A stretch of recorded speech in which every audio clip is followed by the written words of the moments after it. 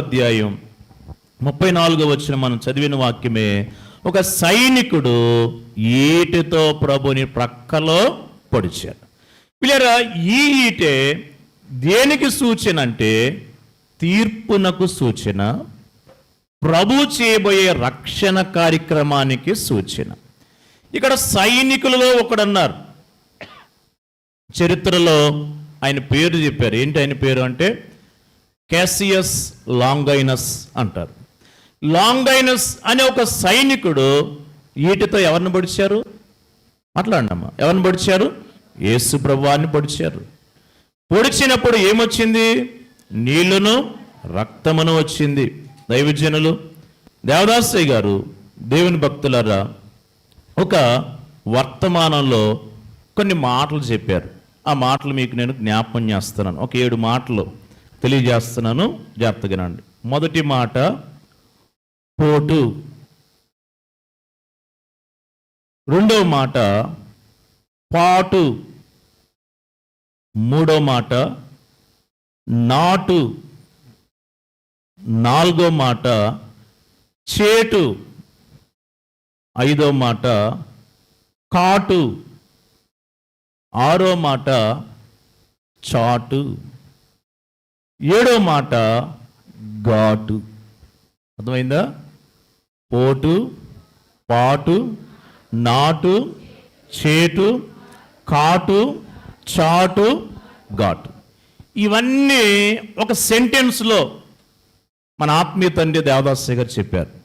కృతజ్ఞత కన్నీరు అనే అంశంలో అయ్యగారు చెప్తూ ఈ మాటలు ఎలా వాడారు. అయ్యగారి మాటలే నేను మీకు చదివి వినిపిస్తున్నా. ఏంటి ఆ మాటలు అంటే, ప్రభువు మాట విననందున, గ్రహించనందున మనుష్యులు చేసినది పొరపాటు. ఆ పొరపాటును బట్టి ప్రభువునకు తగిలింది బల్లెపు పోటు. ఆ బల్లెపు పోటు ఎల్లప్పుడూ ఆయనలో ఉండే ఒక నాటు. ఆ నాటును బట్టి మనిషిలో వచ్చింది ఒక చేటు. ఆ చేటును బట్టి సాతాననే సర్పము మనిషినికి వేసినది ఒక కాటు అన్నారు. అర్థమైందా? పోటు అంటే ఏంటి? ఈటతో ఏం చేశారు చెప్పండి? ఈటతో ఏం చేశారు? ఓ పోటు పొడిచారు. ఎవరికి? యేసు ప్రభువారికి. ఈ పోటు ఎందుకు వచ్చింది? పాటు. ఏంటి ఆ పాటు? పొరపాటు. చెప్పండి, ఎవరి పొరపాటును బట్టి? మనిషి దేవుని మాట విననందున, ఆయన చెప్పినది చేయనందున, ఆయన మాటను గ్రహించనందున మనుషులు ఏం చేస్తున్నారు? పొరపాటు చేస్తున్నారు. ఈరోజు నాలో ఏ పొరపాటు లేదు అని చెప్పేవారు ఉంటారు మీరు? ఎవరైనా, నేనైనా, మీరైనా, అందరిలో ఏమున్నాయి చెప్పండి అమ్మా? ఏమున్నాయి? పొరపాట్లు ఉన్నాయి. కాబట్టి మన పొరపాటే ఆయనకి ఏమైంది? ఒక పోటైంది. ఈ పోటే ఆయన శరీరంలో ఏమైంది? ఒక నాటుగా నిలబడింది. నాటు అంటే ఓ గుర్తుగా నిలబడిపోయింది. చిన్నప్పుడు తగిలిన గాయాలు, పుండులు మానిపోయిన ఆ మచ్చ గురుతులు ఎప్పటికీ శరీరంలో చాలామందికి అలాగే ఉంటాయి. అడుగుతారు, ఏంది ఇలా ఏమైంది అంటే, అప్పుడెప్పుడో 30 ఏళ్ళ క్రితం ఇలా జరిగింది, 20 ఏళ్ళ క్రితం ఇలా జరిగింది అని ఆ నాటును బట్టి మనం ఏం చేస్తున్నాం? కథ అడిగేవారి చెప్తున్నాం. వీళ్ళరా, ఈ నాటును బట్టి మనిషిలో ఏముందంట? ఒక చేటు. చేటు అంటే దుఃఖకరమైన పరిస్థితి, కష్టతరమైన పరిస్థితి, దేవునికి అయిష్టమైన దుస్థితి. అయ్యగారు అంటున్నారు, దానిని బట్టి సాతాను మనిషికి వేసింది ఒక కాటు. అమ్మా చెప్పండి, సాతాను అంట మనిషికి ఏం చేశాడు? కాటు వేశాడు. మరి ఎంత గొప్ప బొబ్బ పుట్టెను. ఆ పాటలో చరణం పాడుకుందాం. కాటు వేసెను పాత సర్పము ప్రభు యేసు. ఆ చరణం పాడుకుందాం. అందుతిమిర ముఖము గడియయ్యి ఆ నీతి సూర్యుని అంత చూపెను గంధకంబులో ఇంద్రవాయువులింద వీచెను కందుని సమే ఆవరించెను.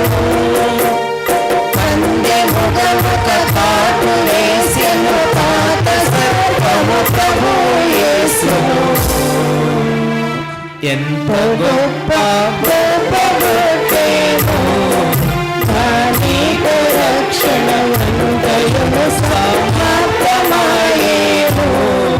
సరే గమనించండి, కొద్ది మాట చెప్పి ముగించేస్తాను. ఈ యొక్క చేటును బట్టి అపవాది ఏం వేసాడంట? కాటు వేశాడు. కానీ ఈ యొక్క పోటును బట్టి యేసు ప్రభు మనకి ఏం చేశారు? ఒక చాటు ఏర్పాటు చేశారు. అంటే ఒక చాటైన స్థలము, దాగుకొనే, చెప్పండి, దాగుకొనే స్థలము. కీర్తనలు 91:1 మహోన్నతుని చాటున నివసించేవాడే సర్వశక్తి నీడను విశ్రమించేవాడు. కాబట్టి ఆ చాటును బట్టి మనకి ఏం ఏర్పాటు చేయబడింది? ఒక ఘాటు అంటే కంచె. గమనించండి, దేవుడు యోబు గారి చుట్టూ ఏం వేశారు? ఒక కంచె వేశారు. అలాగే మన చుట్టూ కూడా ఆయన చిందించిన రక్తమును బట్టి ఆయన ఏం చేస్తున్నారు? ఒక కంచెను ఏర్పాటు చేస్తున్నారు. కాబట్టి ఈ తీర్పుని, ఈ పోటు, ఈటె పోటు ఎవరు అనుభవించారు? యేసు ప్రభువు అనుభవించారు. ఓ మాట చెప్తున్నా, దావీదు గారు ఈట తప్పించుకున్నారు, కానీ దావీదు కుమారుడు మాత్రం ఈటెను తప్పించుకోలేకపోయాడు. దావీదు గారు తప్పించుకున్నాడు, కానీ ఎవరు తప్పించుకోలేదు? దావీదు కుమారుడు తప్పించుకోలేదు. ఎందుకు తప్పించుకోలేదంటే ఆయన తప్పించుకుంటే రక్షణ కార్యక్రమము సంపూర్ణము కాదు. మానవుల సంపూర్ణ విమోచకుడుగా ఆయన ఉండనేరడు. కాబట్టి ఆ పోటును బట్టి నీరును రక్తమును రాగా పిల్లట గాయమును బట్టి కొన్ని అనుభవాలు ఇస్తున్నారు. చెప్పేసి ముగించేస్తాను. కొన్ని విషయాలు చూద్దాం. ఈ ప్రక్క గాయం ఏమై ఉంది అంటే, ఒకటి సంగమునకు ద్వారముగా మారింది. ప్రభు అంటున్నారు, గొర్రెల పోవు ద్వారమును నేనే. కాబట్టి భూలోకంలో ప్రతి పాపి కూడా ఆయన లోనికి ప్రవేశించడానికి ద్వారం ఏంటి? ప్రక్క గాయమే. రెండవది, ఈ ప్రక్క గాయములో నుండి పెండ్లి కుమార్తె బయటకు తీయబడుతుంది. ఆదాము గారి ప్రక్క గాయము చేయబడినప్పుడు ఆదాము నుండి ఎవరు బయటకు వచ్చారు? హవ్వ అనే పెండ్లి కుమార్తె బయటకు వచ్చింది. యేసు ప్రభు అనే ఈ పెళ్లి కుమారులో నుంచి సంఘం అనే పెళ్లి కుమార్తె బయటకు రావాలంటే ఏం చేయబడాలి? ఆయన ప్రక్క గాయం చేయబడాలి. మూడవది, ఈ ప్రక్క గాయము భూలోకములోని విశ్వాసికి సహవాసాన్ని అనుగ్రహిస్తుంది. ఆయన ప్రక్కను కూర్చుండే అవకాశాన్ని కలిగిస్తుంది. అనగా ఈ గాయము లేకపోతే విశ్వాసికి ఎవరు సహవాసం చేసే భాగ్యం దొరకదో? చెప్పండి, యేసు ప్రభు వారితో సహవాసం చేసే భాగ్యం దొరకదు. ఒక మనిషితో గమనించండి, నుంచోబెట్టి మాట్లాడుతున్నామంటే వారికి మనకి మధ్య ఏముంది? సహవాసం ఉందా? దూరం ఉంది.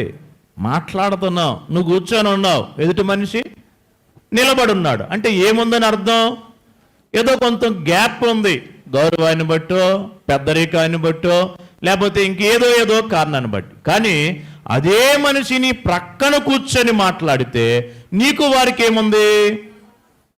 చెప్పండి, చక్కని సహవాసం, శ్రేష్టమైన సహవాసం, అంటే సమాన సహవాసం. అందుకే ఎక్కడ కూర్చున్నారు?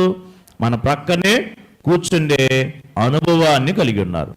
నాలుగవదిగా మనం జ్ఞాపం చేసుకుందాం, ఈ ప్రక్క గాయము ఆయన అంతరంగాన్ని బయలుపరుస్తుంది. ఎవరి అంతరంగాన్ని? ప్రాణప్రియుని అంతరంగాన్ని. యేసు ప్రభు వారి శిష్యులు 12 మంది, కానీ ఆయనకు దగ్గరగా ఉన్న శిష్యుడు ఎవరో? యోహాను గారు. ఎందుకు ఆయనకి ఏం పేరు వచ్చింది? యేసు రొమ్మున ఆనుకొని ఉన్న ఒకడు. కాబట్టి ఆయన అంతరంగానికి దగ్గరకు ఉన్నాడు గనక ఆయన అంతరంగమై ఉన్న ప్రకటన గ్రంథాన్ని ఎవరు రాశారు? యోహాను గారు రాశారు. అలాగే భూలోకములు ఎన్ని సంఘములు ఉన్నా ఆయన అంతరంగానికి సమీపముగా ఉన్న దేవదాసయ్య గారి ద్వారా దేవుడు ఏం బయలుపరిచారు? Bible machine బయలుపరిచారు. ఏం స్థాపించారు? బైబిల్ మిషన్ని స్థాపించారు.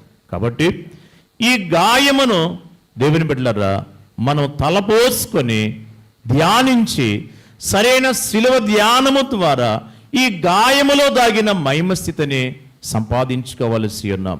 భక్తులు పాట పాడారు, చౌదరి పురుషోత్తం గారు. ఆ చరణం పాడుకొని ముగించేసుకుందాం. తల వంచి సిగ్గునా నే చేయో నేరా